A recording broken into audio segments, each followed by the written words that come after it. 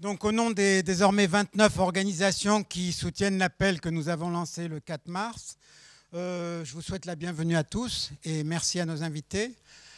Pour permettre aux retardataires de s'installer, nous allons immédiatement passer à la projection du premier film qui retrace justement le lancement de notre appel dans les locaux de la Ligue des droits de l'homme, donc le 4 mars 2024. Et immédiatement après ça, nous vous présenterons le programme de la soirée.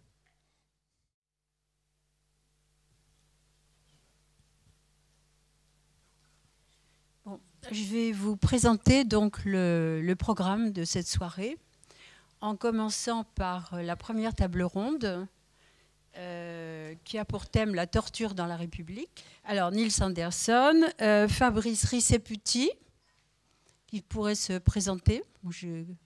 Fabrice, c'est vous. Je ne sais pas. Catherine Tedjen-Colli, qui est déjà là. Nathalie Théot, qui est là également. Emmanuel Jourdan-Chartier, qui est là. Et René Broman, qui est là. D'accord, voilà. Alors, après cette table ronde, il y aura 2 courtes projections, puis une deuxième table ronde qui aura cette fois pour thème une lutte d'hier, d'aujourd'hui et pour demain. Et enfin, il y aura un débat général où tout le monde pourra prendre la parole avec des micros qui circuleront dans la salle. Voilà. Madame Geneviève Garrigos, qui est élue au Conseil de Paris, qui nous a accueillis ici, voudrait dire un petit mot. Oui, bonsoir. Merci beaucoup.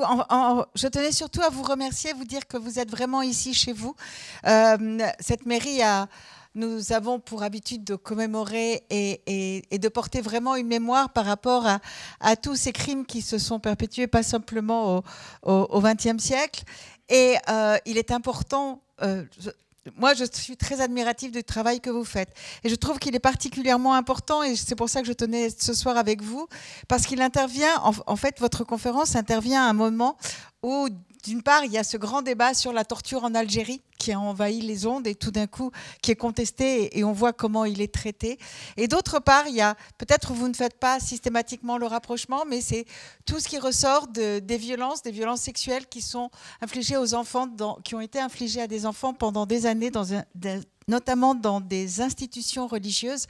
Et pourtant, le parallèle est là parce que c'est des victimes qui sont condamnées au silence et qui sont vraiment condamnées au silence. Et contrairement à ce que disait le général de Gaulle, on ne regarde pas vers l'avenir avec le silence, mais le seul moyen de regarder vers l'avenir, c'est de dire la vérité, de reconnaître la part de chacun. Et c'est comme ça qu'on peut construire. Donc, en tous les cas, vous êtes bienvenus ici. Continuez. Moi, je vous soutiens pleinement. Et si vous avez besoin, vous savez où me trouver et je serai toujours à vos côtés. Merci beaucoup et merci du fond du corps pour ce que vous faites parce que, voilà, c'est le fond de mon engagement. Merci beaucoup. Voilà, Merci à tous d'être présents pour ce sujet quand même délicat et important. Ça a été dit, il faut le dire et le répéter, la banalité de la torture dans la guerre, banalité de la torture dans le système colonial. On l'a dit, il faut le redire, Maurice Audin, Ali Boumengel, Larbi Benidi, il était reconnu qu'ils étaient morts sous la torture. Il y a le communiqué de l'Élysée qui a déjà été dit qu'une minorité de combattants, mandatés par le gouvernement, a répandu la terreur, perpétré la torture envers et contre toutes les valeurs de la République. Le fait de la torture est donc reconnu par la plus haute autorité de l'État. Alors, pourquoi sommes-nous ici? Que demandons-nous? Que voulons-nous? Ce qui différencie le recours à la torture lors de la guerre d'Algérie, c'est qu'il ne s'agit pas de bavure, mais d'un système institutionnalisé, fondé sur la doctrine de la guerre contre-révolutionnaire ou guerre psychologique. Il s'agit, je cite, de contrôler les âmes. Une doctrine qui se fonde sur le triptyque terrorisé dont le recours à la torture est un moyen, pacifier et retourner. doctrine conceptualisée au sein de l'armée par des officiers ayant participé à la guerre d'Indochine, le colonel Lacheroy, le colonel Hogarth, le colonel Nemo, le colonel Bonnemaison et d'autres. En 1955, sur décision du général Guillaume, chef d'état-major des armées, le colonel Lacheroy est nommé directeur du cours des officiers de réserve d'état-major. Ce qui était théorie, le concept de guerre psychologique, devient une doctrine enseignée dans les écoles militaires. Le 8 janvier 1957, en application du décret sur les pouvoirs spéciaux du gouvernement Guy Mollet, Robert Lacoste transfère les pouvoirs de police à l'armée avec instruction au général Massu de rétablir l'ordre par tous les moyens, dont la torture.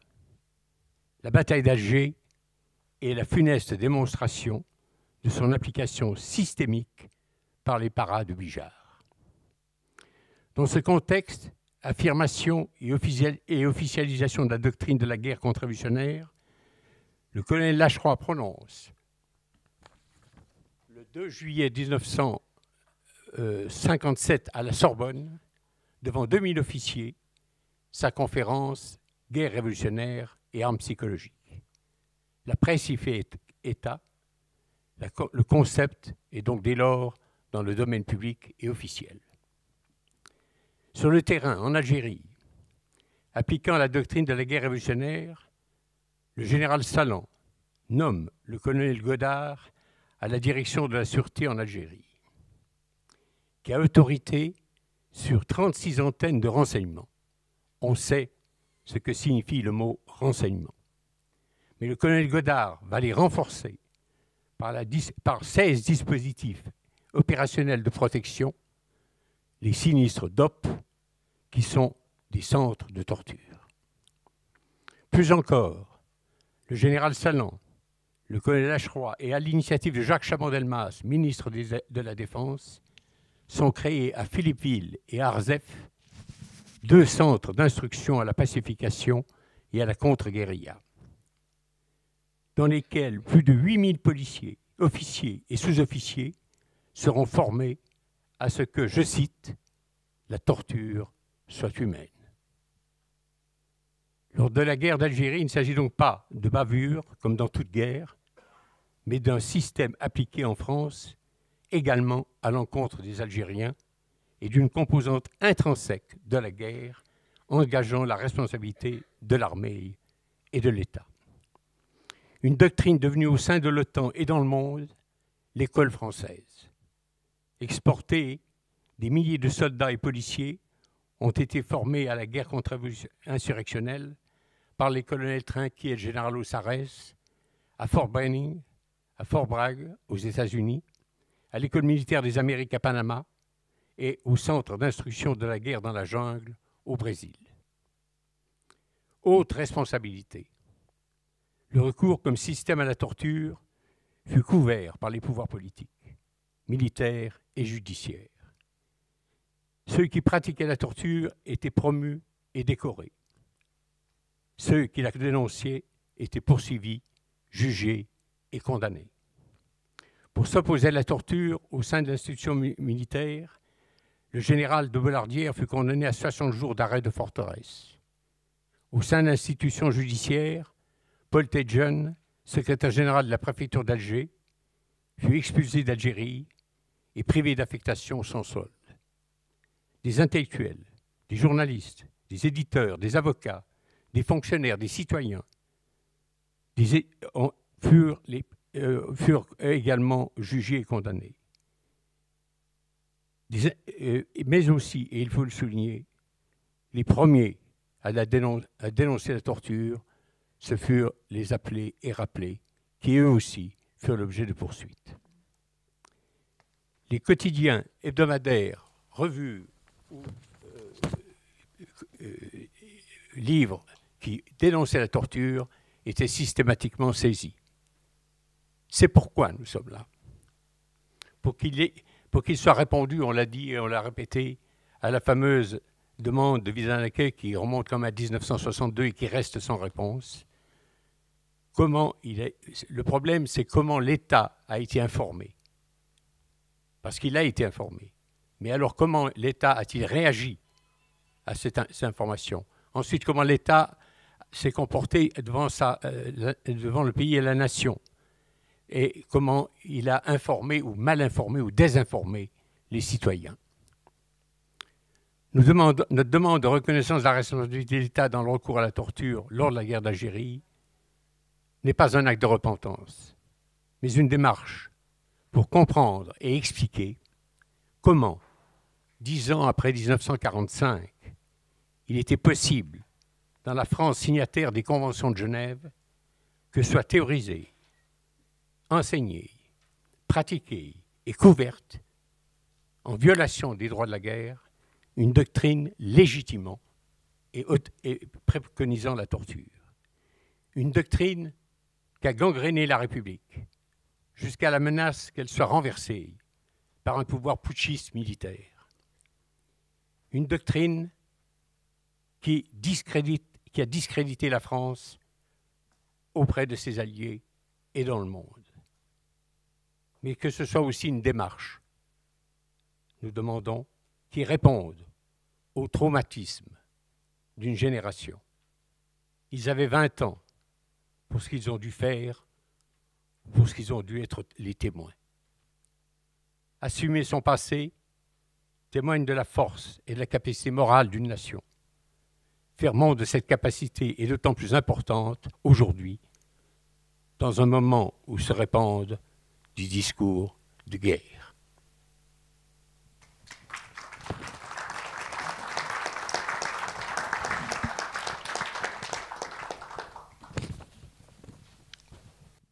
Bonsoir. Alors, on m'a demandé de répondre à la question « Que savent les historiens sur la torture ?» Bon, en 8 minutes, je vais forcément faire ça à grands traits.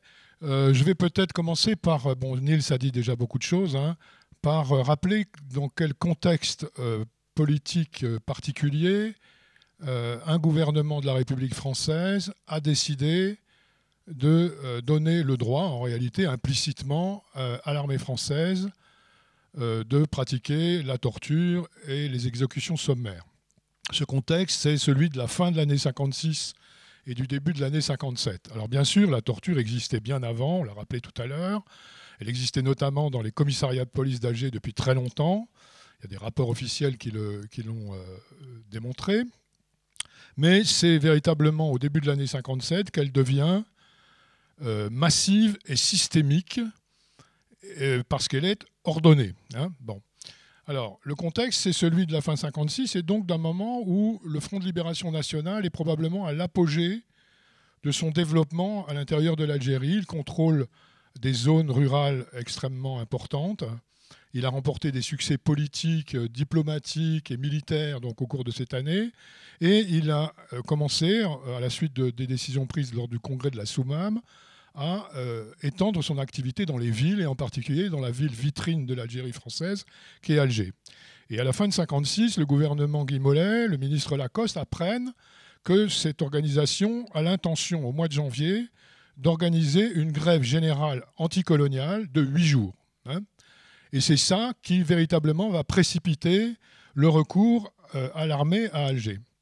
Bien davantage, à mon avis, que les attentats à la bombe contre les civils dont on a beaucoup parlé.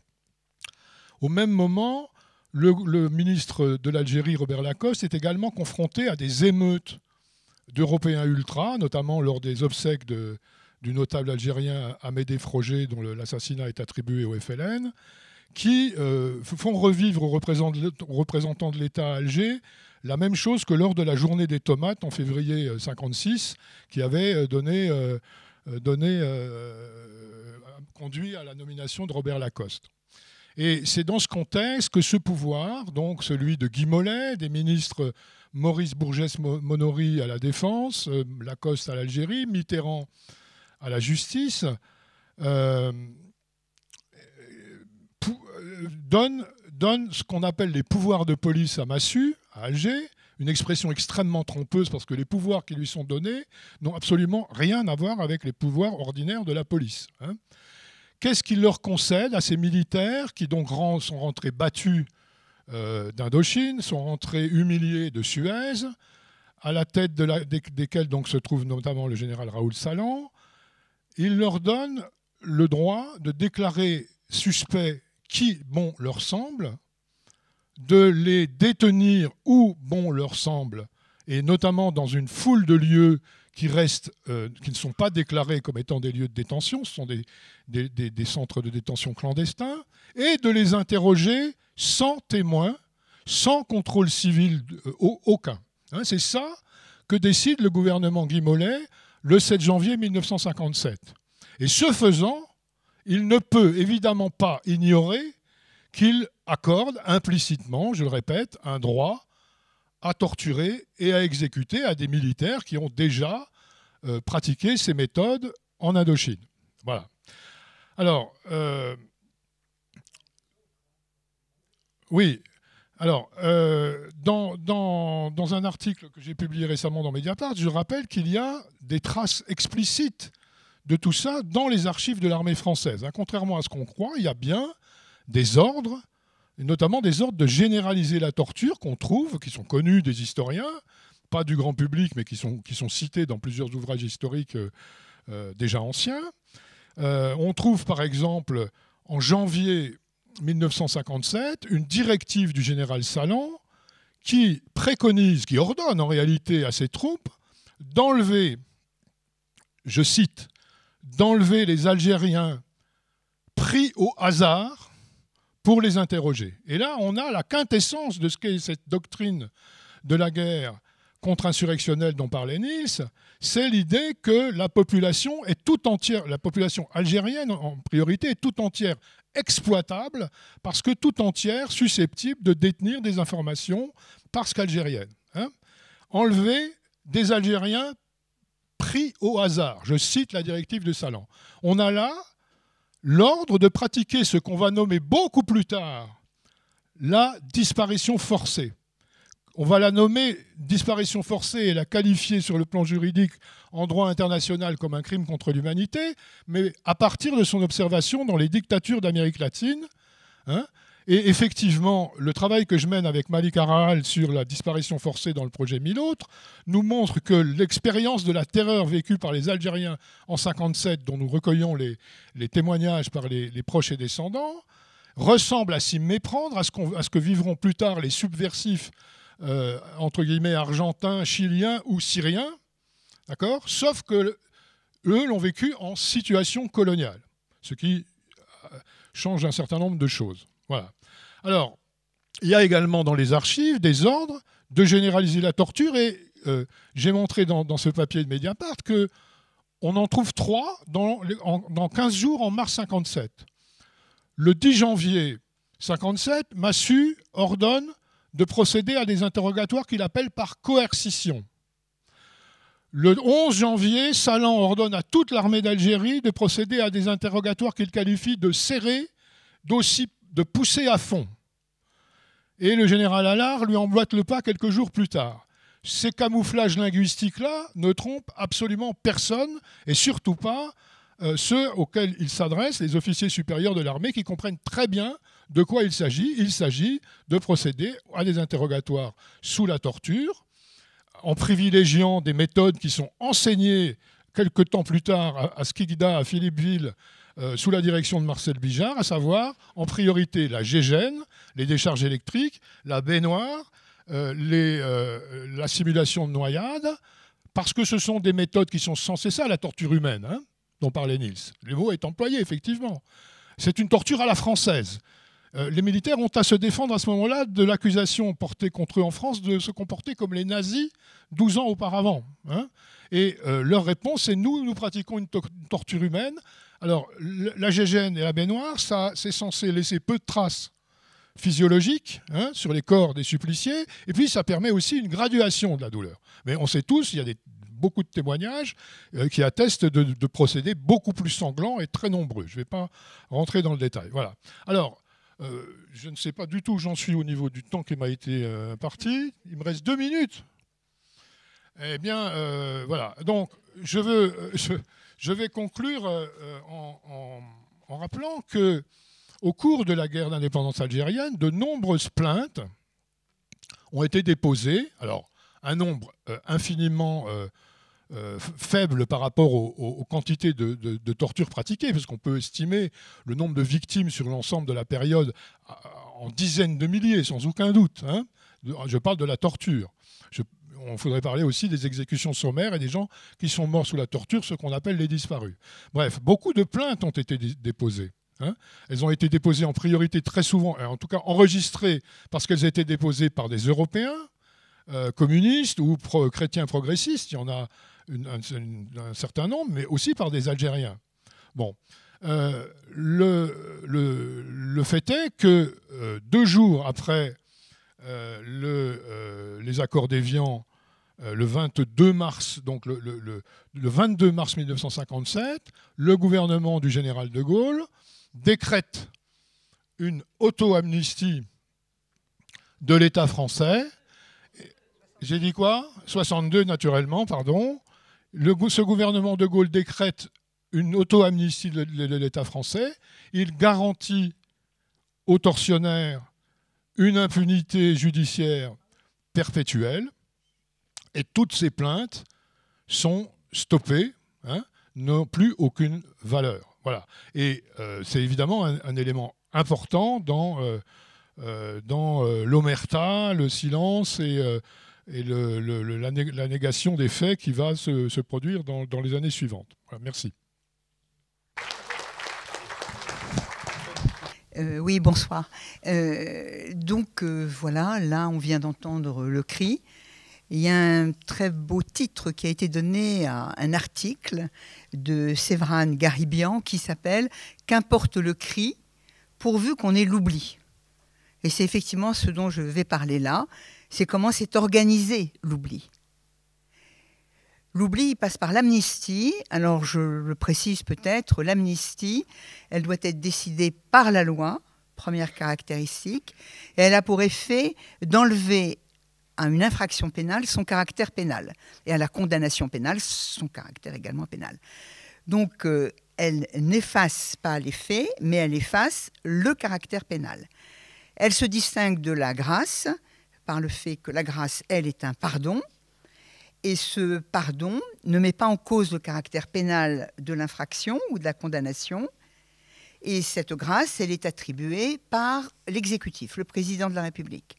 Alors cette précision étant donnée, comme vient de le dire Fabrice, ce à quoi on assiste en Algérie, c'est une politique d'auto-amnistie.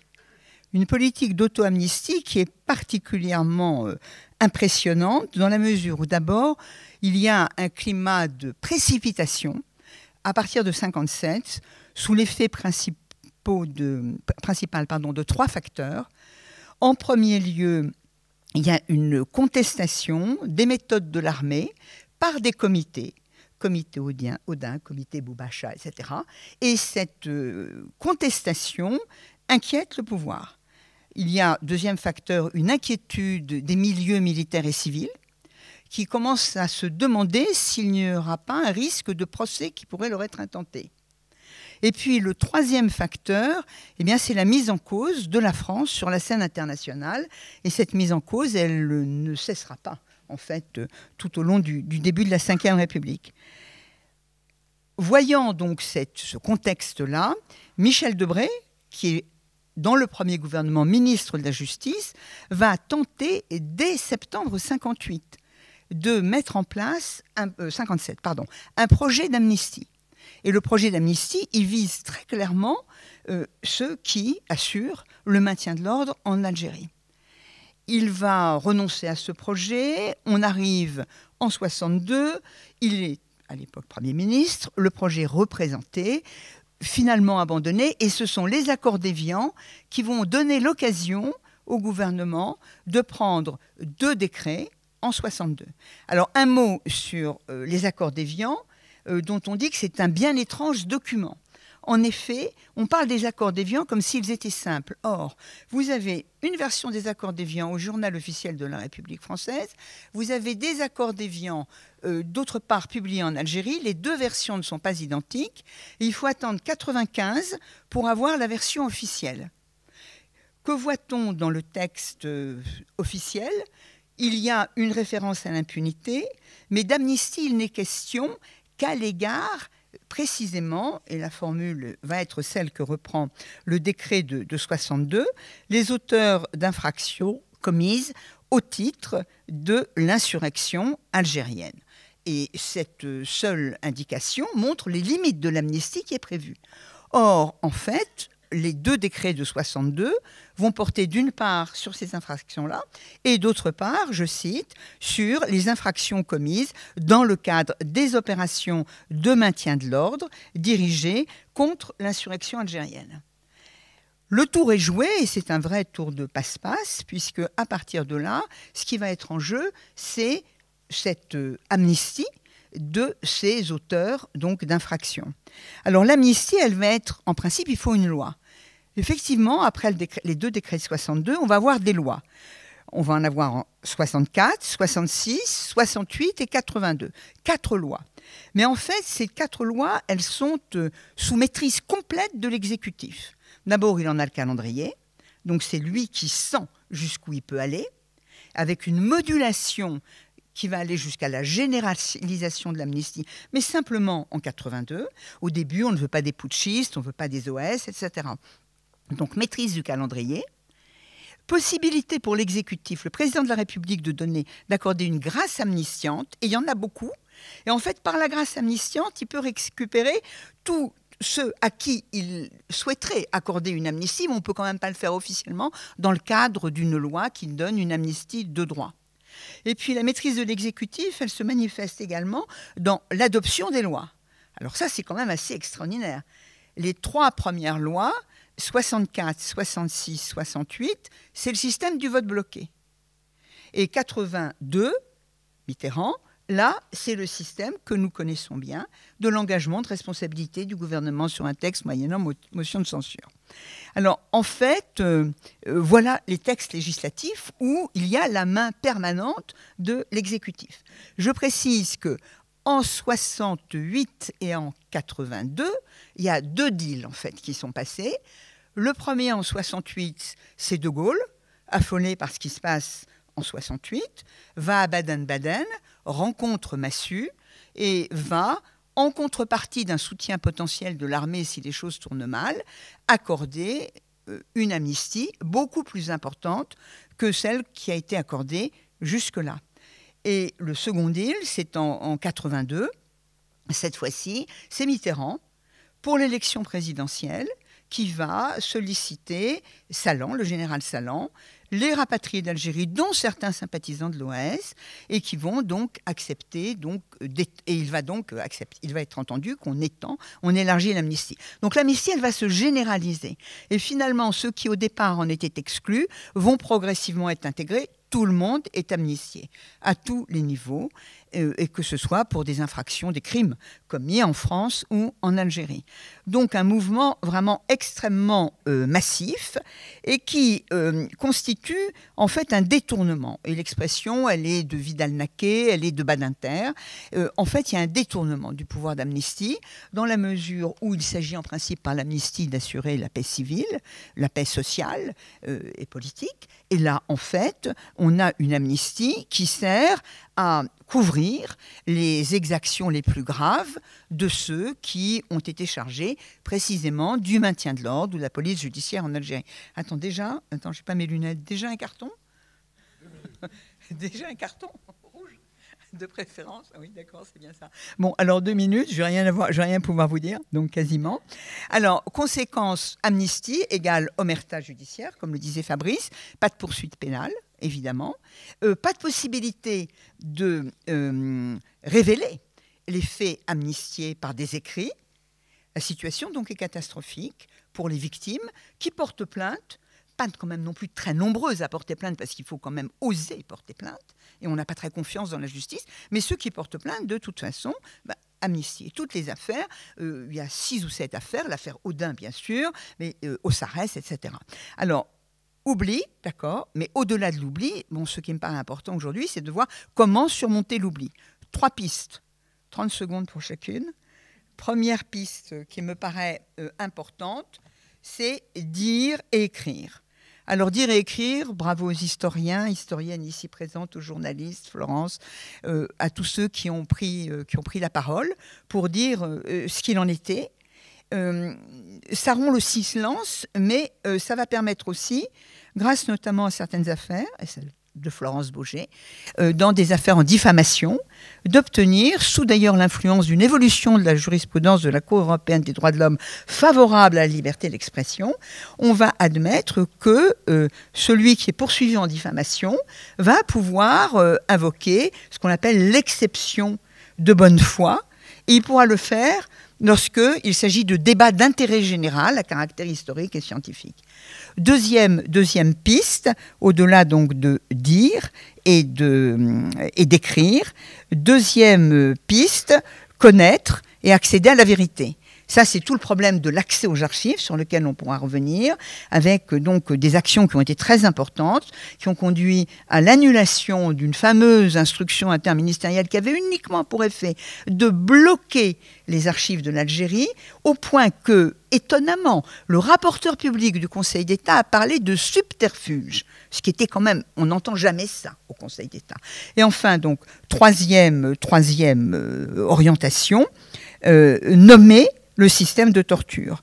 Nommer le système de torture, on en a déjà parlé, mais je crois qu'effectivement, il y a bien sûr cet appel du 4 mars qui dénonce un système au-delà de déclarations individuelles, mais je pense qu'on peut aller plus loin et s'interroger sur ce qui vient de se passer, dont Geneviève a implicitement parlé, ce que vient de décider la Cour d'appel de Bruxelles, décision du 2 décembre 2024, qui a considéré que les crimes de la colonisation, certains crimes, ségrégation à l'espèce des personnes, des femmes, de jeunes filles d'origine métisse, constituaient un crime contre l'humanité. Alors, ça ne veut pas dire, comme l'a dit Macron, que la colonisation est un crime contre l'humanité, pour d'ailleurs dire le contraire avant et après. Philosophiquement, politiquement, c'est peut-être un crime contre l'humanité, juridiquement, non. En revanche, il y a des actes, la torture en est un, le système de torture en est un, qui serait susceptible de cela, ce qui entraînerait imprescriptibilité de ces crimes. André, je passe la parole.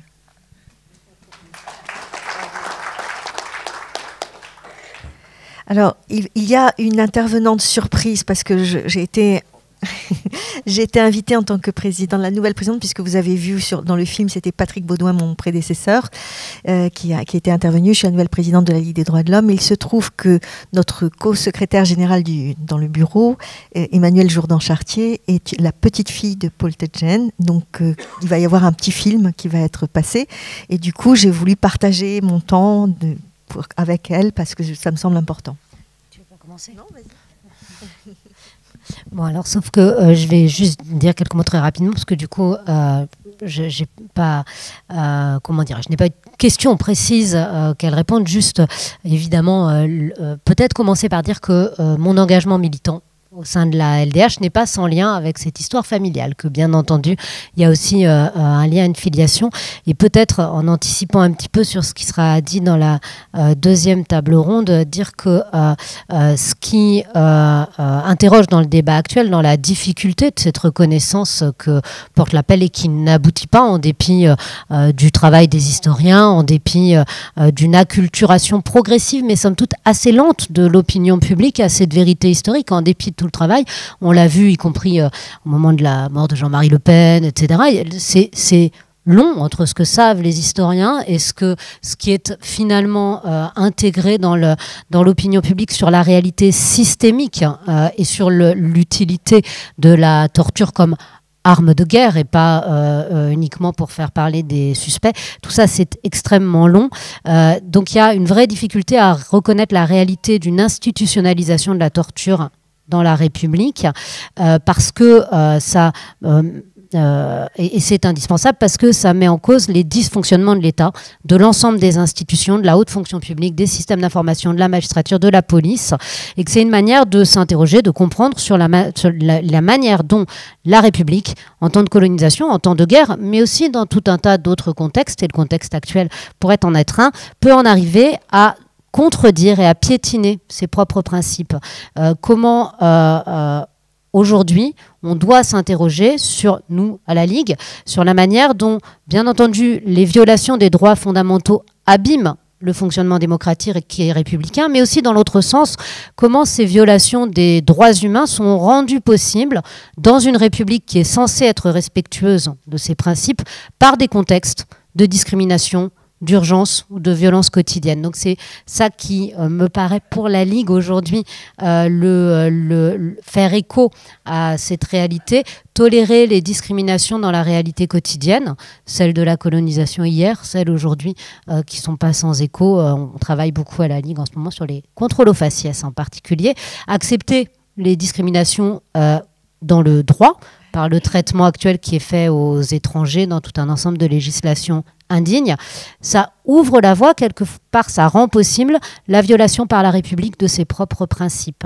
Donc c'est juste ces quelques éléments qui me semblaient importants dans une situation où les violations à l'état de droit, elles sont multiples et constantes actuellement. Et juste un dernier élément pour dire que la Ligue des droits de l'homme, elle a eu une part importante à cette histoire de la guerre d'Algérie et de la dénonciation d'abord de la torture, puis ensuite de la colonisation, peut-être pas tout à fait la même chose.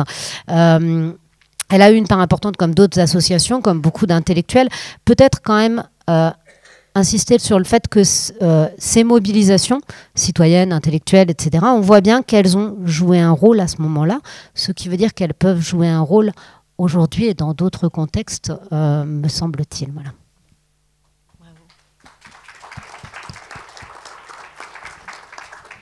Alors, je vais poursuivre en me posant une question, parce que l'histoire, moi je ne suis pas historienne, contrairement à Emmanuel, et je me suis posé la question, mais l'histoire c'est froid normalement.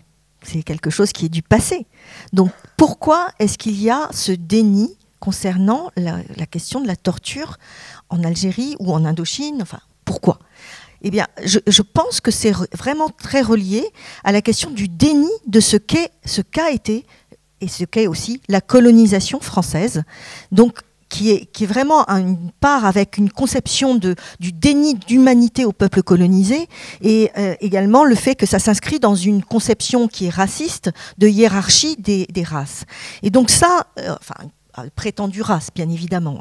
Et donc ce déni finit par obérer toute réflexion sur les mécanismes qui ont permis l'emploi de la torture. C'est vraiment partie prenante avec également, je pense, cette conception de négation de l'humanité de l'autre.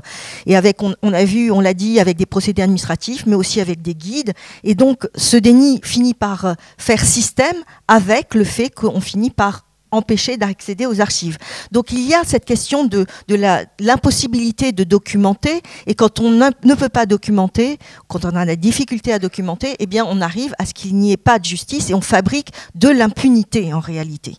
Et là, c'est d'autant plus important qu'il y a en France, alors par contre je suis juriste donc je vais vous en parler, la question des baïonnettes intelligentes, c'est-à-dire le principe c'est que quand bien même vous avez reçu un ordre, s'il est manifestement illégal, vous demeurez, par exemple le soldat, par exemple le policier, demeure responsable de ses actes dans la mesure où l'ordre qui lui a été donné est manifestement illégal. Et on voit qu'en dépit de cette protection qui est vraiment une protection démocratique, puisque ce n'est pas justement une dictature où on dit vous obéissez tout le temps. C'est vous gardez votre discernement pour réfléchir et vous dire ça c'est un ordre manifestement illégal. Les exécutions, la torture c'est manifestement illégal. Et pour autant, ça a été exécuté. Donc il faut quand même se rendre compte de ça, qu'il n'y a pas non plus intégration des principes démocratiques, y compris dans la police ou dans l'armée. Et n'oublions pas que justement, on sait que la police algérienne est ensuite venue en France et a importé ces techniques, puisque c'était des pratiques quotidiennes de torture pendant les gardes à vue, et ça s'est diffusé en France. Ça n'a pas été complètement oublié. Donc tout ça, quand on dit que ça abîme la République, mais ça abîme vraiment au sens, ça abîme concrètement. Il a fallu beaucoup de temps pour qu'on arrive à l'avocat en garde à vue, etc. Et le médecin. Et donc on est dans un système où on doit tout le temps être vigilant par rapport au fait que comme l'histoire est censée être oublié finalement, on n'en parle plus, et puis on n'en parle plus au sens on veut l'avoir oublié, amnistie, archives, etc.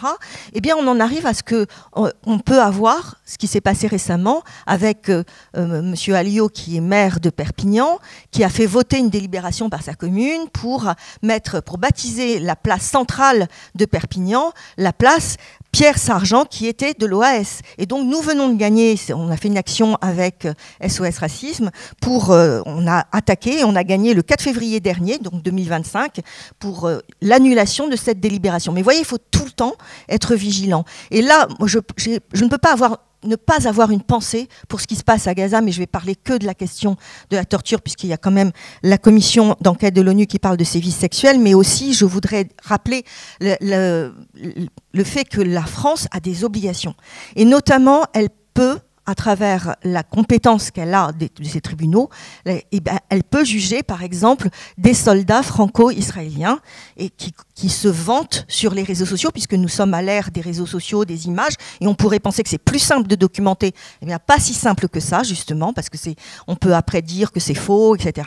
Mais en tout cas, il y a la documentation qui est quand même, il y en a qui se vantent dans les réseaux sociaux de pratiquer de la torture sur les prisonniers palestiniens, et il se trouve qu'il n'y a pas vraiment d'enquête et qu'il n'y a pas de poursuite. Donc ça nous a contraint, Ligue des droits de l'homme avec la FIDH, avec 4 associations palestiniennes, de porter plainte à l'égard de soldats franco-israéliens qui se vantent, encore une fois, de pratiquer la torture. Donc, c'est pour ça que je dis l'histoire est censée être froide et en fait elle ne l'est pas. Quand on ne la regarde pas, quand on ne travaille pas dessus, eh bien ça peut effectivement se répéter et surtout continuer dans l'impunité. Et puis, pour ceux qui me connaissent, vous savez que je viens de Nouvelle-Calédonie. Donc je vais aussi avoir une pensée pour ce qui s'est passé en Nouvelle-Calédonie. Et je vais parler que d'une chose, parce que sinon je vais déborder mon temps. Je vais parler de ce qui s'est passé au moment où il y avait eu la prise d'otage de gendarmes à Ouvéa. C'était donc en 1988, du 22 avril au 5 mai 88. Et pendant ce temps, pour pouvoir avoir des informations sur où était cette grotte et donc savoir comment faire pour intervenir, eh bien, la population, la tribu de Gossana a subi de la torture. Donc c'est ce qui a été raconté, qu'on considère que c'est toute la population, c'est pas ceux qui ont commis, non, c'est toute la population, et ça s'inscrit vraiment dans le principe colonial. Et donc c'est toute la population qui est considérée comme étant coupable et sur laquelle on peut exercer de la torture, c'est-à-dire des personnes qui sont, alors c'est à la française, c'est-à-dire effectivement des personnes qui sont attachées à un pieu en plein soleil, enfin c'est en Nouvelle-Calédonie, bon. Donc il fait vraiment, vraiment chaud, et donc voilà, sans eau pendant toute une journée. Ce sont des jeunes qui sont battus devant leurs parents pour qu'on puisse, voilà, et l'utilisation d'électricité. Enfin bref, c'est de la torture. Ça s'appelle de la torture. Et ça, il y a aussi du déni là-dessus. C'est la chape de plomb sur ce qui s'est passé en Nouvelle-Calédonie. Donc là-dessus, je pense qu'il faut vraiment retravailler sur ça parce qu'à l'heure où l'état de droit est particulièrement attaqué, comme tu l'as dit, Emmanuel, et on voit qu'il faut qu'on fasse appliquer les grands textes, puisque les textes qui existaient déjà, la Déclaration des droits de l'homme et du citoyen, les conventions de Genève existent, et pourtant, enfin, en tout cas pour la Nouvelle-Calédonie, et vous voyez que ça continue. Et donc, il me paraît important de vraiment défendre les libertés qui permettent d'accéder justement aux archives, de faire de la documentation, c'est-à-dire, et bien sûr, la liberté académique, qui est très attaquée aujourd'hui, puisque c'est la possibilité pour des universitaires de s'emparer de sujets librement et de les travailler librement. C'est aussi la liberté d'association, parce que à travers les associations, c'est un contre-pouvoir et c'est une façon aussi de documenter les pratiques au-delà de ce que peuvent faire les juges, parce que les juges, ce sont des cas individuels, mais les contre-pouvoirs à travers ce qu'on est en train de faire d'ailleurs, de parler de ce qui se passe et d'alerter le citoyen. Donc là aussi, les libertés libertés associatives sont particulièrement attaquées. Donc il me semble qu'il faut aussi défendre l'indépendance des juges, et tout cela, ça participe d'un travail sur l'état de droit, aujourd'hui particulièrement attaqué, notamment par l'extrême droite, mais on l'a vu, pas que, puisque Bruno Retailleau a appelé à dire que l'état de droit n'était pas intangible ni sacré. Donc je le dis parce que finalement, sans cela, nous ne pouvons même pas finalement rendre visible et lutter contre la torture.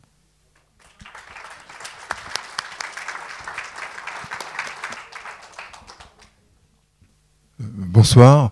Moi, je ne suis ni juriste, ni historien, ni même un grand connaisseur de la guerre d'Algérie, mais lorsque Niels Andersen m'a demandé de me joindre à cet événement, à ce moment, j'ai malgré tout, malgré ces retenues, tout de suite accepté, parce que j'étais très heureux, très flatté aussi d'être appelé à me joindre à cet appel, précisément parce qu'il me semble en effet extrêmement important. Et le sujet que Niels Andersen m'a demandé d'aborder était celui du droit humanitaire, pour une raison évidente, que le droit humanitaire proscrit de façon irrémédiable, absolument limpide, l'usage de la torture. Mais il me semble qu'il est peut-être aussi intéressant, moi en tant qu'acteur humanitaire, en tant que membre ancien et actif de Médecins sans frontières, donc en membre d'une association qui intervient dans les situations de conflits armés en particulier, en ce moment évidemment, notamment à Gaza et au Congo, comme on peut s'en douter. Je me suis intéressé au droit humanitaire d'un point de vue pratique, en regardant ces usages, et pas simplement les usages que nous, organisations humanitaires, pouvons en faire sur le terrain, l'usage principal étant en fait d'être reconnu comme bénéficiaire d'un statut dans une situation de non-droit. Nous sommes un acteur humanitaire, partie prenante à la situation de guerre qui prévaut, et à ce titre, nous pouvons accéder à des responsables, nous pouvons exprimer des demandes qui procèdent non pas de nos préférences, de nos caprices, de nos habitudes, mais d'un cadre législatif, d'un cadre légal, d'un cadre juridique qui est théoriquement admis par tous et qui doit s'appliquer universellement. Donc, je prends soin de préciser que le droit humanitaire, ça n'est pas une sorte de gadget, une sorte d'alibi, parce que je vais aussi exprimer les distances ou les critiques ou les réserves que je peux avoir et que j'ai pu élaborer au fil de l'expérience. Le droit humanitaire, si on veut le résumer, encore une fois, d'un point de vue d'acteur, c'est un cadre dans lequel on affirme et on embarque l'humanité entière pour soutenir cette affirmation, dans lequel on affirme que tout n'est pas permis dans la guerre. Qu'il y a deux principes fondamentaux qui sous-tendent l'exercice de cette guerre, c'est-à-dire un principe de discrimination et un principe de retenue. Le principe de discrimination, c'est celui qui amène à épargner les civils et plus généralement d'ailleurs les non-combattants. Et le principe de retenue, c'est celui qui guide par exemple la notion de proportionnalité.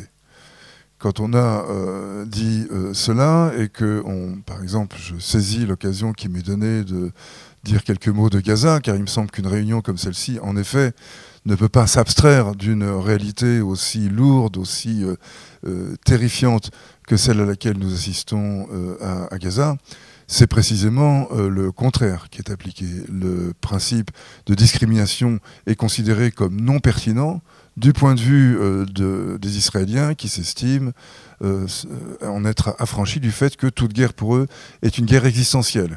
Et quand c'est son existence même qui est mise en question, il n'est plus légitime, il n'est plus acceptable de faire preuve de retenue. On se bat pour sa propre survie et donc tous les coups sont permis. Et quant au principe de distinction, on voit bien qu'il ne s'applique Certainement pas, puisque ce sont l'ensemble des Gazaouis qui sont considérés comme des soutiens du Hamas, des complices, des indicateurs, ou bien encore des boucliers humains. Et à ce tir, de toute façon, il faut bien leur tirer dessus parce que ce sont des boucliers et qu'il faut atteindre la personne qui se planque ou le groupe qui se planque derrière le bouclier. Donc il y a une totale négation de ce droit humanitaire, lequel en est réduit à être simplement l'objet d'invocation. On appelle les Israéliens à faire preuve de retenue, on les appelle à ne pas oublier le droit humanitaire, en faisant mine d'oublier que précisément la doctrine stratégique fondamentale des Israéliens est de s'abstraire de ce droit humanitaire. Et pour en revenir au sujet qui nous occupe plus précisément aujourd'hui, la torture, Niels Andersen a rappelé que tous les pays en guerre, en tout cas, toutes les situations de conflit sont des lieux où se pratique la torture. Mais il y a un pays, maintenant d'ailleurs il y en a deux avec les États-Unis, mais il y a un pays qui a légalisé la torture, et cela dès 1992, donc ça ne date pas des engagements horribles, au contraire, on était pratiquement, on sortait de la première intifada, dans une période d'apaisement, conférence de Madrid, conférence d'Oslo à venir. Eh bien, la Cour suprême israélienne a légalisé la torture sous l'appellation délicate de pression physique modérée. Avec ça, on est tranquille. C'est un peu ce qui était dit tout à l'heure aussi sur les appellations variées de la torture. Et pour ajouter d'ailleurs un peu de piquant à cette initiative-là, c'est le président de la Cour suprême, qui a été donc le porteur de cette légalisation de la torture, fait tout de même à peu près, à l'époque, en tout cas, à peu près unique. Beaucoup de pays la pratiquent, aucun ne l'avait légalisé. Eh bien, le juriste, enfin le président de la Cour suprême qui a donc pris cette décision, c'était le juge Landau, qui était le président du tribunal qui a jugé Eichmann à Jérusalem en 1961. Une espèce de raccourci historique, l'homme qui avait exécuté les ordres qu'il faisait mine de désapprouver, on sait que c'était faux, mais peu importe, il s'était simplement plié aux ordres, eh bien, il aurait pu torturer sous les ordres de l'armée ou d'un tortionnaire israélien. Voilà donc pour situer cela. Mais ce que je voudrais dire pour terminer sur la question du droit humanitaire, ce que je voudrais rajouter, c'est le fait que celui-ci il a d'emblée été mis en question. Le premier prix Nobel de la paix décerné en 1901, par exemple, a été octroyé à un Français et un Suisse.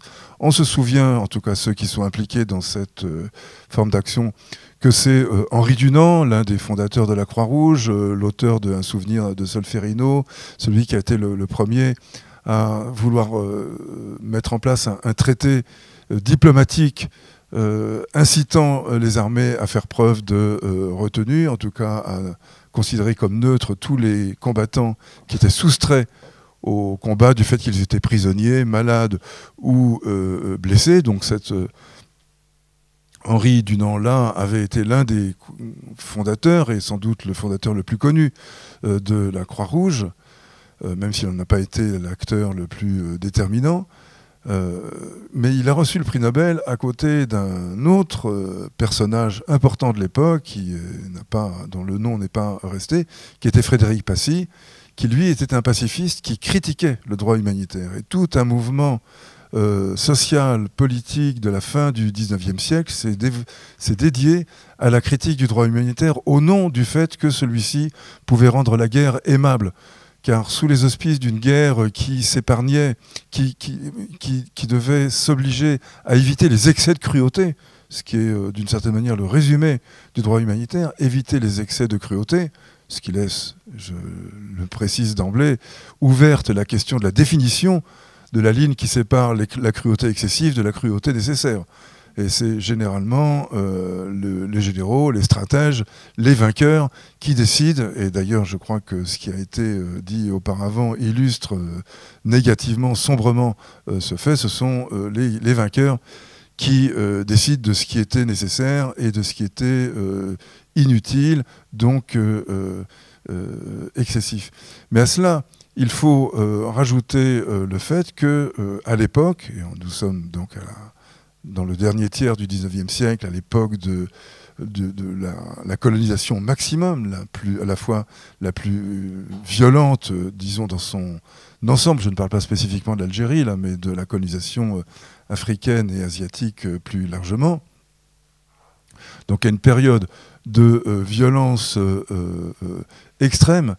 Et Gustave Moynier, qui a été le premier président de la Croix-Rouge, et pas n'importe lequel, puisqu'il a régné depuis l'an 2 de la Croix-Rouge, depuis 1865, jusqu'à la Première Guerre mondiale. Donc il a plus d'un tiers de l'existence même de la Croix-Rouge a été sous la présidence du Comité international, a été sous la présidence de Gustave Moynier, qui se piquait d'africanisme, qui entretenait une revue africaine, enfin une revue sur l'Afrique, une revue naturellement coloniale, et qui a jugé utile, sans que ce soit d'ailleurs critiqué le moins du monde, a jugé utile de préciser que la Convention de Genève et toutes les belles dispositions qui visaient à retenir le bras des militaires pour accorder à l'être humain la dignité qu'on lui doit, toutes ces dispositions ne s'appliquaient évidemment pas aux peuplades sauvages contre lesquels il fallait mener une guerre absolument impitoyable. Et le racisme colonial dont il a été question était soit un racisme, disons, de hiérarchie de race, soit un racisme, comme ça a été qualifié par certains chercheurs, évolutionniste. Certes, ces sujets coloniaux sont plus proches de la bête que de l'être humain, mais ils ont quelque chose d'humain entre eux, et si nous les y aidons, peu à peu, ils vont acquérir de l'humanité. Et donc, c'est pour ça que ce racisme s'appelle évolutionnisme. Il est aussi abject que le racisme, disons, hiérarchique habituel, mais il se pique en plus d'un certain optimisme, moral. Disons, nous sommes tous égaux, mais ceux qui ont proclamé l'égalité sont naturellement plus égaux que les autres. C'est comme ça qu'on pourrait résumer ce racisme évolutionniste. Je suis bientôt à ma... Voilà. Donc, pardon, dans les pratiques algériennes, qui d'ailleurs ne relevaient du point de vue d'un certain formalisme juridique, pas exactement du droit humanitaire, dans la mesure où celui-ci est théoriquement applicable dans les conflits armés internationaux. Enfin, il y a de nombreux débats parmi les juristes, je ne m'aventurerai pas à cela. Pour moi, ce sont les principes d'humanité qui doivent trouver certains terrains d'application là où précisément l'humanité est déniée, qu'il s'agisse d'un conflit armé international ou d'une insurrection armée interne, ne doit pas vraiment faire de différence. Et d'ailleurs, la jurisprudence du droit humanitaire a évolué. Aujourd'hui, on ne se poserait plus, je crois, ces mêmes questions. Mais il est intéressant de constater que le droit humanitaire lui-même, qui, dans son appellation, devrait exclure tout ce qui rejette en dehors de l'humanité et des attributs qui lui sont accordés et des devoirs qui sont la conséquence de ces attributs, qui rejettent aucun membre de l'humanité. Eh bien, c'est jusqu'au droit humanitaire qui a intériorisé, intégré cette hiérarchie que l'on retrouve en effet, par exemple, dans l'usage de la terreur, mais qui se retrouve également dans certaines excuses, et j'en terminerai là, qui se retrouvent également dans certaines excuses accordées à ceux qui appartiennent à la race qui domine, par rapport à ceux qui ont encore à attendre un peu avant d'atteindre à la pleine humanité. Je veux parler de ce qui se passe actuellement, j'en terminerai là-dessus, à Gaza. Pardonnez-moi, je ne peux pas m'empêcher de revenir là, car il me semble qu'une réunion comme ça, sans que Gaza soit explicitement et activement présent, n'aurait vraiment aucun sens. La torture est activement et massivement pratiquée à Sde-Teyman, à Ofer, donc dans un centre de détention près de Beersheva, dans le Negev, mais aussi dans un autre centre de détention qui est une espèce de Guantanamo en Cisjordanie, où là, la torture est pratiquée à plein. Plusieurs dizaines de personnes sont mortes sous la torture. D'autres ont été amputées du fait des menottes en plastique extrêmement serrées qui leur ont été appliquées pendant des jours et des jours et qui ont fait qu'une nécrose irréversible a été provoquée par ces menottes, sans parler des sévices sexuels dont une commission d'enquête des Nations Unies vient de faire état comme un élément supplémentaire d'incrimination pour génocide, à mon avis d'amateur, pleinement justifié au demeurant. Donc on a un pays allié, un pays considéré comme ami, qualifié de seule démocratie de la région, qui pratique la torture à grande échelle, c'est reconnu par les journaux israéliens, par des ONG israéliennes, par des officiers israéliens. Certains d'ailleurs le reconnaissent non pas pour s'en mortifier, mais pour l'assumer comme étant leur obligation, triste obligation peut-être, mais obligation incontournable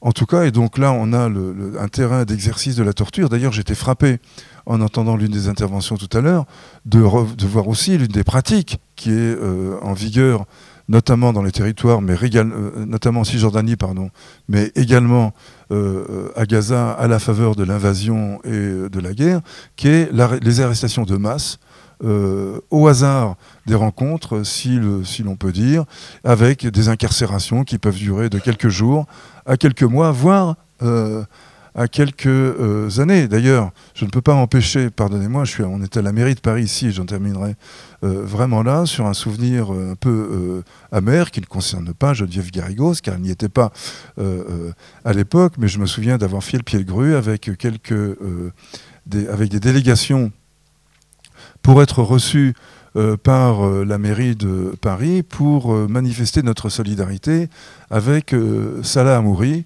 un militant des droits de l'homme palestinien qui était détenu sans jugement, sans dossier, sans avocat, sans rien, détenu de façon totalement arbitraire dans les geôles israéliennes parce qu'il avait passé la rue dans laquelle habitait le rabbin Ovadia Youssef.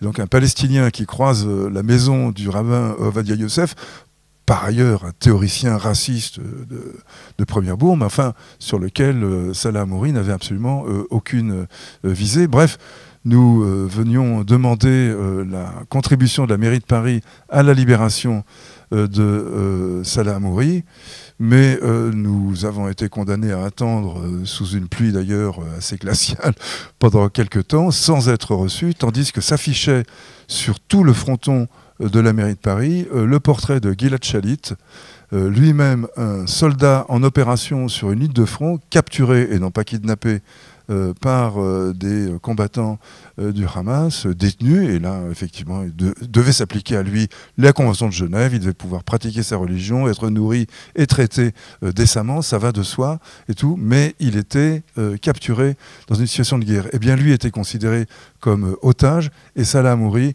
comme un terroriste, et nous n'avons jamais été reçus par la mairie de Paris. Voilà, j'en termine ici.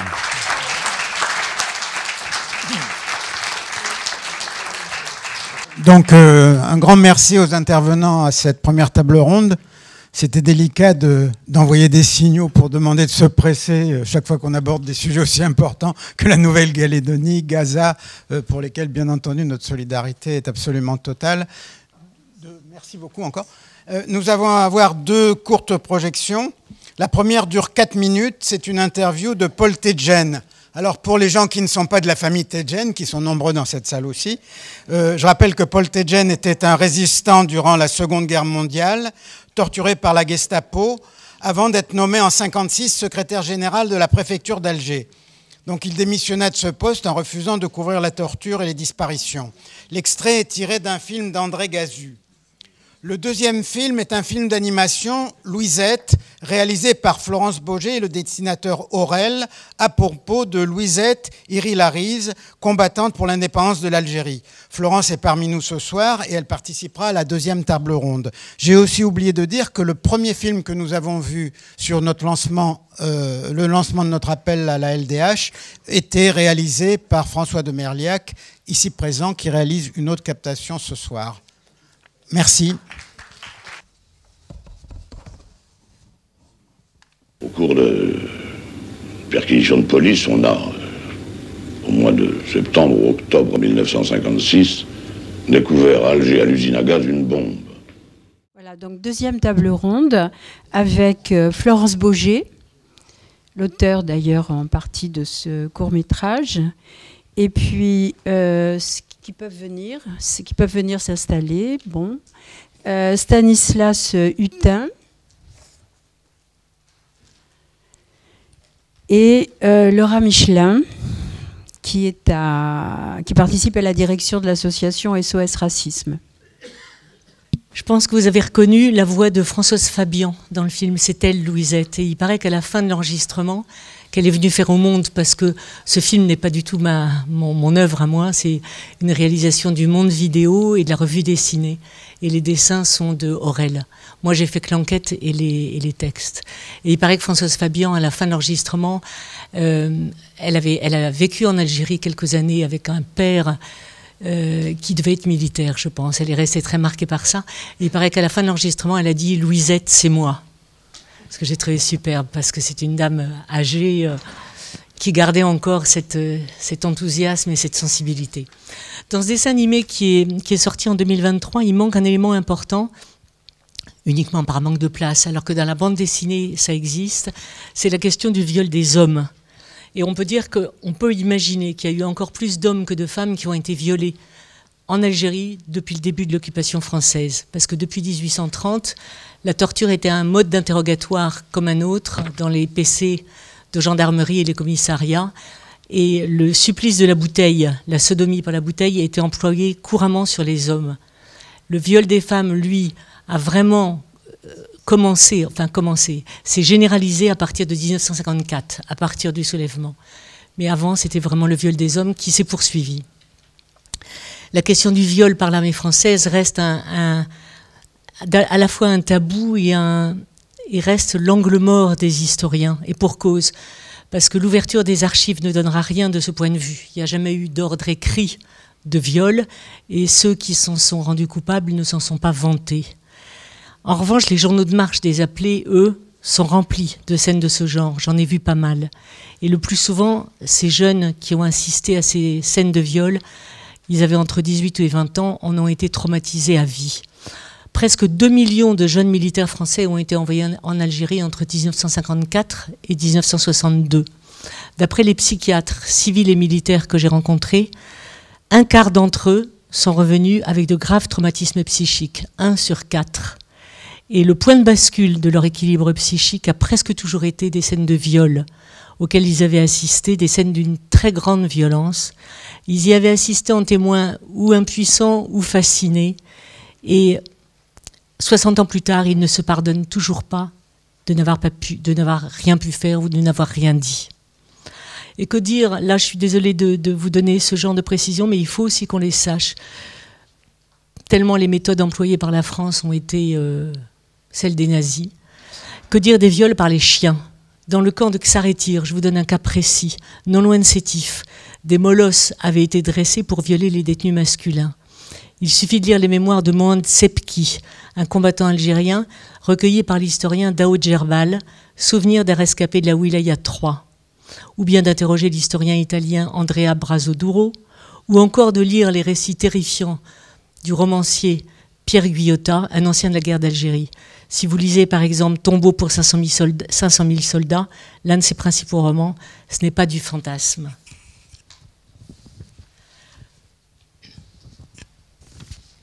Le Monde a dévoilé l'histoire de Louisette en juin 2000, celle de Mohamed Garn, que vous avez vu, Le Français par le crime, en octobre de la même année. Puis Le Monde a publié une première longue enquête sur les viols fin 2000 et une nouvelle enquête sur ce thème, les viols, beaucoup plus récemment en 2022 pour compléter le rapport de Benjamin Stora.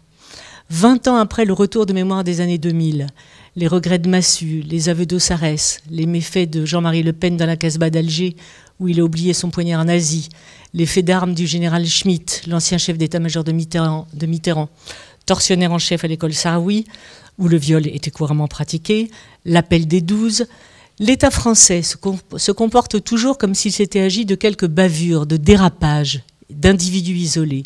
Or, les viols étaient une torture, sans doute la pire qui puisse être infligée à une femme, et ils faisaient partie d'un système.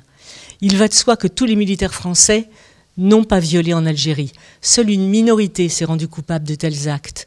Mais cette minorité a suffi à aboutir à ce terrible constat que vous avez entendu avec Gisèle Halimi. 9 femmes sur 10 étaient violées en Algérie quand elles étaient interrogées. Nous traversons aujourd'hui la pire crise qu'ait vécue la France et l'Algérie depuis 1962. C'est un gouffre maintenant qui sépare les deux pays. Et ce gouffre risque de se transformer en abîme avec l'algérophobie qui sévit en France depuis des mois. L'Algérie est devenue l'ennemi utile du ministre de l'Intérieur et d'une partie de la presse française. C'est pain béni pour Bruno Retailleau et ses ambitions électorales. Et il faut dire, hélas, qu'il est servi par le pouvoir à Alger, qui lui offre sur un plateau toutes les bonnes raisons de faire monter la pression. Dans la crise actuelle entre Paris et Alger, et qui promet de durer quelque temps, sinon longtemps, je vois pour ma part un côté positif, sans doute bénéfique, sur le moyen ou le long terme.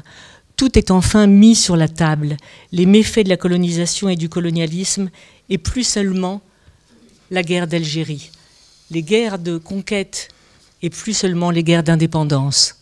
J'ai envie de dire, béni soit Jean-Michel Apathy pour avoir mis les pieds dans le plat.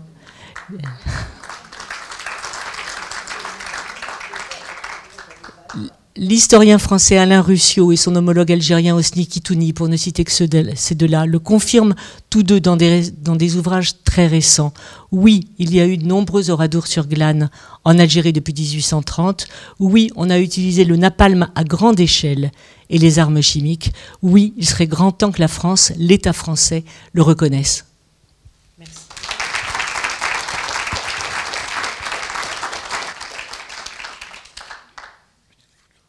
Je me demande un petit peu ce que j'ai à dire après tout ce que j'ai entendu. Ce sera donc le témoignage d'un appelé. Un témoignage très concret, etc. J'ai été donc en Algérie après avoir fait mon service militaire à Madagascar. Donc 13 mois à Madagascar, et au retour, j'ai été donc envoyé en Algérie. Je précise cette affaire de Madagascar parce que ça m'avait très fortement, éveillé au problème colonial. J'avais déjà vu énormément d'injustices là-bas. J'avais entendu parler de la fameuse révolte de 1947 et de sa répression épouvantable. C'était encore très présent dans les mémoires des Malgaches. Donc quand on a voulu m'envoyer en Algérie, je me suis vraiment posé la question, est-ce que je pars, est-ce que je ne pars pas? J'ai vraiment hésité et mon entourage m'y a incité. Je vous précise qu'à l'époque, j'étais séminariste jésuite et donc mes supérieurs et mon père, ancien combattant de la guerre de 14, m'a dit « Tu seras beaucoup plus utile, tu pourras peut-être faire réfléchir tes camarades ». Donc je suis parti la mort dans l'âme. Alors une petite précision, parce que tout à l'heure j'ai entendu dire quand est-ce que le gouvernement a été, prévenu de tout ce qui se passait. Moi, pendant tout mon service militaire, j'ai écrit un journal de bord. Et j'avais des conversations et des lettres avec mes parents. J'étais dans un milieu qui voulait savoir. Et ça, c'est très important. Et d'autre part, j'avais donc ma formation et l'âge, puisque j'avais 24 ans, alors que mes camarades n'en avaient que 19, parce que c'était tous des anciens qui avaient devancé l'appel pour pouvoir aller faire le service militaire dans les colonies. Donc j'ai écrit donc ce rapport, et alors à mon retour, je l'ai avec mon père porté chez le président Coty. Et ça, c'était en avril 1956. Coty en a été un peu chamboulé, parce que je révélais des choses dont je vais vous parler tout à l'heure. Et il a commencé à avoir l'idée de la fameuse commission de sauvegarde, qui a été instituée ensuite par Guy Bollet en 1957. je n'ai aucun mérite, c'est simplement une affaire de date. Alors quand je suis arrivé en Algérie, j'ai été nommé instituteur, compte tenu de mon passé universitaire. Et un petit exemple des contradictions dans lesquelles on entrait, nous étions là pour pacifier. C'était le terme permanent. C'était la pacification. Et la pacification, contradiction patente, et mes camarades avaient absolument interdiction de contact avec la population. Alors moi j'ai eu cette chance, au contraire, étant instituteur, d'avoir ces contacts avec la population. Mais un petit exemple, c'est que mon capitaine voulait absolument que j'ai un fusil à côté du tableau noir. Vous vous rendez compte un peu ce que ça voulait signifier. J'ai évidemment refusé catégoriquement, mais j'avais quand même un pistolet dans la poche de mon treillis. Mais deuxième contradiction, c'est que c'était justement la pacification et les moyens de renseignement. Donc on était tout le temps à la recherche de suspects, on les ramenait au camp et on les torturait. Donc pendant des jours, des nuits, on a entendu les hurlements, dont un gosse de 14 ans que j'ai entendu hurler une partie de la nuit, ce qui m'a complètement renversé et m'a mis en dissidence totale avec ma hiérarchie. J'ai pris la photo de ce gamin, et elle est parue d'ailleurs sur un livre publié par les Arènes sur l'histoire de l'Algérie. Elle a été mise à la une. Donc voilà à quoi on en était réduit. Autre contradiction encore, c'est que mes camarades, tout le monde, on voyait la misère c'était des... Moi j'étais étudiant, j'étais le seul dans ma compagnie. Tous les autres étaient des ouvriers ou des agriculteurs d'Alsace ou de Bretagne. Et ils savaient découvrir le milieu rural dans lequel nous étions, parce que nous étions en plein bled, dans le nord constantinois. Donc la conscience qu'ils avaient et qu'ils découvraient de cette misère ambiante et tout ce qu'on leur faisait faire, alors la peur, l'angoisse, la pression de la hiérarchie, tout cela pour vous dire, si vous voulez, l'état d'esprit dans lequel les appelés se retrouvaient. Donc, d'une grande vulnérabilité, je dois dire que jamais je n'ai vu ni entendu parler que parmi mes camarades, il y en avait qui avaient torturé directement. Non. Par contre, ça c'est sûr que les tabassages, ça c'était monnaie courante. Chaque fois qu'ils revenaient complètement brisés par la peur et la fatigue de ces longues randonnées à travers la brousse pour essayer de rattraper les félagas, quand ils avaient des suspects sous la main, c'était le défoulement, ça c'est sûr. Mais aucun n'a torturé. Ça, j'en suis à peu près certain. Donc voilà, c'était une vie, si vous voulez, permanente, parce que nous, on était complètement coupés de tout. On était tout début 56, en novembre 56. Là aussi, je tiens à dire qu'on entend tout ce que l'on dit sur la façon dont le gouvernement a non seulement couvert, mais parfois, agit en faveur de ces méthodes. Eh bien là, non. Ma hiérarchie n'avait pas eu le temps de recevoir c'était devenu comme naturel. Dès le début de notre séjour, la torture a été employée pour faire, évidemment, accoucher les suspects. Donc au titre du renseignement, c'était vraiment la méthode absolue, et toutes les formes. La faim, la soif. J'ai vu un félaga accroché à un piquet comme une chèvre, dénudé. Il me demandait en arabe de lui remettre son serwal, son pantalon. Je pourrais vous multiplier les exemples comme ça. Un autre de mes camarades a refusé d'abattre un gosse de 12 ans parce qu'il était accusé d'avoir été prévenir ses parents quand les soldats sont arrivés dans le village. Il a refusé. D'autres, alors c'est la corvée de bois, vous savez ce que c'est. C'est absolument courant. Après l'interrogatoire, on ne sait plus faire que de celui qui a été interrogé. On ne le garde pas comme prisonnier. On lui dit, allez, fous le camp, t'es libre. Et puis, on lui tire dans le dos. Et dans le rapport, qu'est-ce qu'on raconte? A voulu s'échapper à l'occasion d'une corvée de bois. C'était monnaie courante. Et ça, c'est Bijard qui nous l'a renseigné. Parce qu'au début de mon service militaire, on était dans le nord constantinois, et c'était Bijard qui commandait toute la région. Et donc, voilà, il a tous ces petits soldats, comme il les appelait, nous enseignaient à ce qu'on était, aux appelés, tous les moyens, si vous voulez, pour se débarrasser de ces faits-là. Bon, écoutez, je ne sais pas trop ce que j'ai encore à vous dire. C'est que tous les appelés sont loin d'avoir torturé. On pense que de même un tiers des appelés ont vu la torture, l'ont entendu, ou ont été témoins de la torture. Et ça, je le crois tout à fait, puisque chez moi, toute la compagnie a vécu dans ce climat. Mais il ne faut pas oublier que ce qui les amenait à certaines déviations, c'était la situation qui leur était soumise.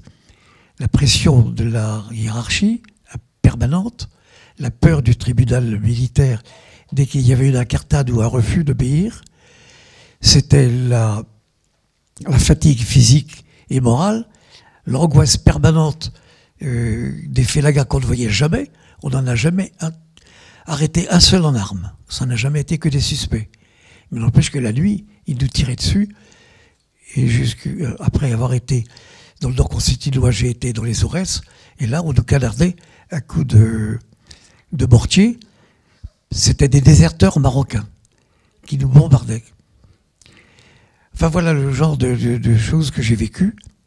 Alors, je tiens à dire que, malgré tout, il y avait tout un ensemble de petits gestes qui restaient tout à fait humains. Et j'appartiens à la 4 ACG, anciens appelés en Algérie contre la guerre. On vous l'a dit, je crois, tout à l'heure, on refuse la guerre. Moi, par exemple, je ne vois pas comment je pourrais être récompensé pour avoir été chargé de tuer et d'avoir pris le risque moi-même d'être tué. Je ne vois vraiment pas pourquoi je serais récompensé. Donc on donne notre pension dans un pot commun et on la reverse à des associations en Algérie et en Palestine. Et actuellement, on est en train de faire, pour justement, comment dire, montrer que justement les appelés n'étaient pas tous des tortionnaires et qu'il y avait tous ces gestes humains.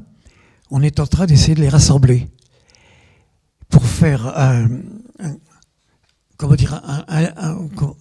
vrai livre sur justement ce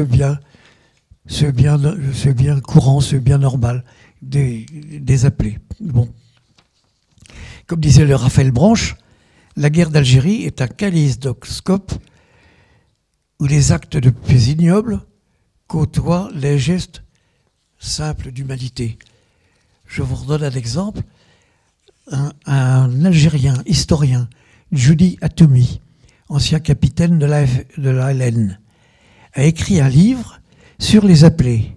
Son livre s'appelle « Les appelés du contingent, ces soldats qui ont dit non à la guerre ».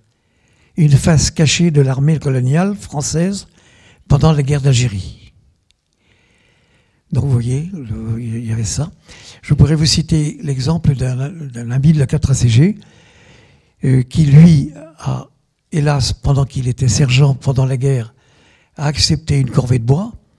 Il a donc exécuté un chef FLN.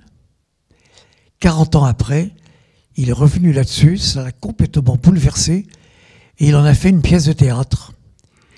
Il est mort, hélas, dernièrement, mais sa pièce de théâtre continue d'être véhiculée par la France, où il raconte cette expérience. Il s'est sauvé par là. Voilà. Bon. Qu'est-ce que j'ai encore à dire? C'est une dernière chose importante quand même, c'est que nous organisons des voyages en Algérie. Et nous prenons des contacts évidemment avec nos anciens adversaires. Ça se passe toujours de façon extraordinaire. Et ces adversaires-là font parfaitement la différence entre ce qu'était l'armée de métier et ce qu'étaient les appelés, contraints et forcés de venir les combattre. Et donc, ils ne nous en veulent pas. Et au contraire, on est reçus dans les villages et c'est merveilleux. Donc voilà les contrastes de la guerre.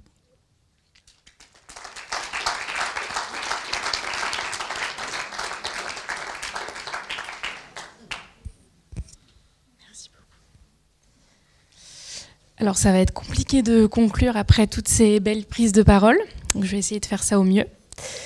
C'est vrai que quand on parle de la guerre d'Algérie, et je pense que tout le monde ici sera d'accord avec moi, on ne parle pas juste d'un chapitre révolu de l'histoire, puisqu'on parle d'un réel héritage qui, plus de 60 ans après, continue de façonner nos sociétés, nos identités, mais aussi nos luttes. Et c'est ce sur quoi je vais discuter ce soir. Alors j'aimerais vraiment souligner le fait que cette histoire coloniale, ce n'est pas juste un simple souvenir, puisque c'est une empreinte indélébile, je pense, et une blessure qui reste ouverte et qui traverse aussi les générations.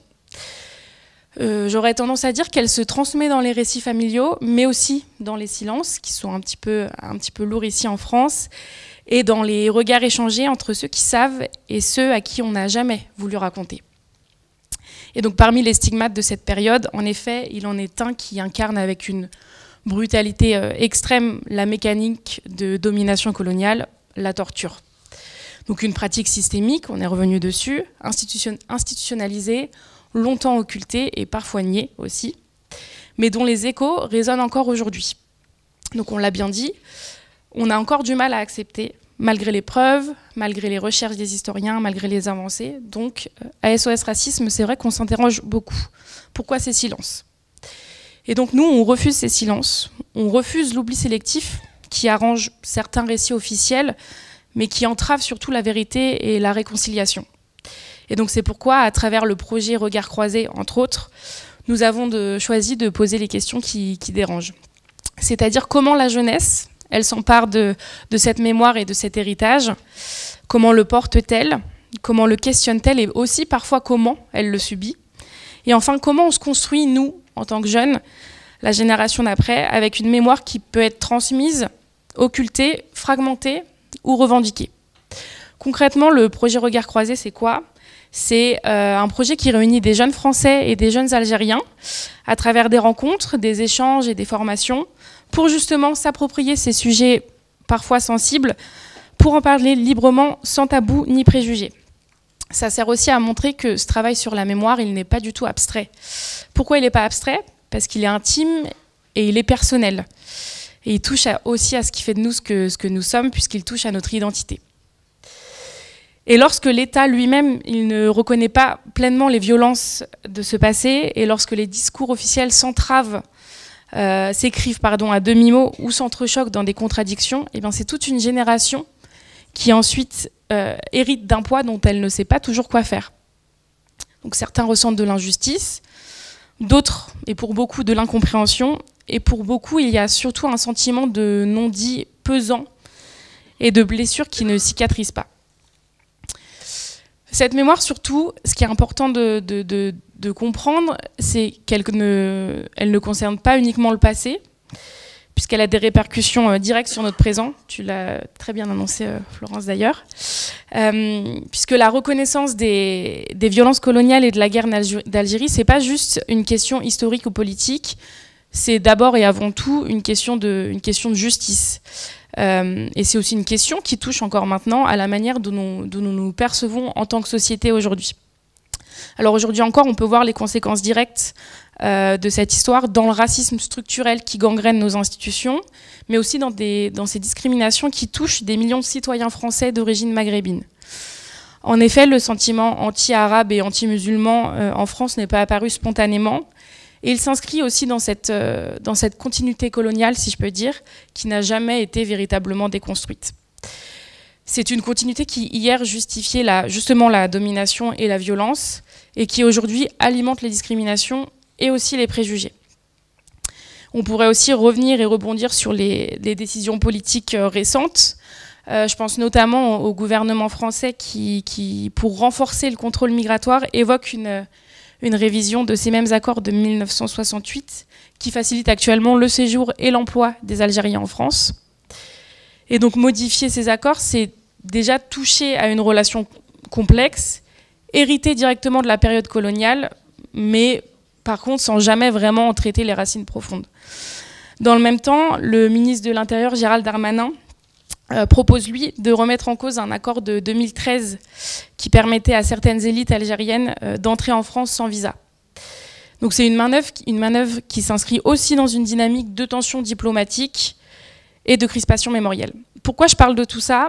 C'est surtout pour montrer que la mémoire, c'est pas une affaire de passé, comme je l'ai évoqué juste avant, puisqu'elle est encore actuelle. Elle est surtout politique, puisqu'elle façonne les décisions d'aujourd'hui, et elle façonnera aussi les relations entre nos deux pays demain. Alors concrètement, face à ces héritages et ces enjeux, qu'est-ce qu'on peut faire? Comment on peut éviter que ces blessures, je pense que c'est le mot, ne se transforment en murs infranchissables? Nous, à SOS Racisme, on a une conviction assez forte, c'est qu'on ne peut pas avancer sans dialogue, sans transmission et sans justice. Et donc c'est pourquoi on s'engage pleinement dans ce travail de mémoire. Nous commémorons, nous accompagnons aussi chaque avancée, chaque reconnaissance, parce que faire vivre cette histoire, c'est aussi œuvrer pour une société un petit peu plus juste. Et donc on a donc un devoir, c'est de croiser les regards, confronter les récits, puisqu'il ne peut y avoir de réconciliation sans vérité, et ne peut y avoir d'apaisement sans une reconnaissance sincère des faits. Et c'est ce que nous essayons de faire à travers nos actions, nos débats, nos projets. L'essentiel, c'est de rappeler que l'histoire, elle n'est jamais figée, elle est encore entre nos mains, puisqu'elle est ce que nous en ferons demain. Je vais essayer de conclure maintenant. Il ne s'agit pas seulement de savoir ce qui s'est passé, mais il s'agit surtout de comprendre pourquoi et comment ce passé, il nous habite encore. Comment il influence nos choix, nos luttes et nos identités. Et surtout, il s'agit de décider ensemble quelle société on veut bâtir demain. Une société qui assume d'abord ses responsabilités, une société qui regarde son passé en face sans tabou, et une société qui ne laisse pas les générations futures porter seules le poids des non-dits. J'ai envie de dire que l'histoire, elle n'appartient pas seulement à nous, et pas seulement à ceux qui l'ont écrit, puisqu'elle appartient aussi à ceux qui viendront après nous. Et le but aussi, avec des actions comme on fait aujourd'hui, c'est de faire en sorte que la génération future hérite d'une mémoire apaisée, et si je peux me permettre la rythme, non plus d'une mémoire mutilée. Merci.